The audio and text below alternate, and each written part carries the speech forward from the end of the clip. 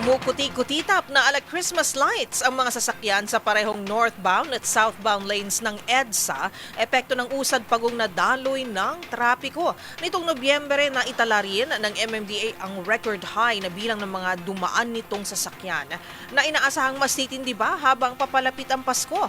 Ang balitang yan sa pagtutok ni Rovic Manuel. 2 linggo bago ang Kapaskuhan, nararanasan na sa Metro Manila ang napakatinding trapiko na iniinda na ng mga biyahero at motorista. Ilang bahagi na rin ng EDSA ang mabagal na ang daloy trapiko sa parehong northbound at southbound lane.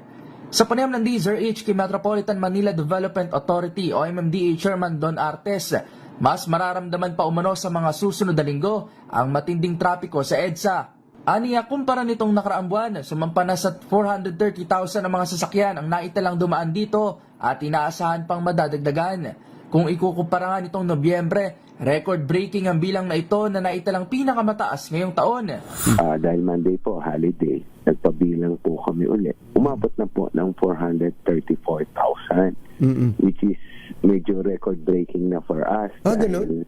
Parang ngayon pong taon, ito ang pinakamataas na bilang po na itala namin.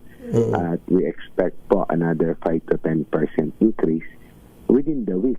And hanggang next week kasi ayon kay Artes, isa sa dahilan nito ay ang pamimili na ng maraming Pilipino ngayong weekend sa mga mall dahil sa paglabas na ng mga bonus at 13th month pays.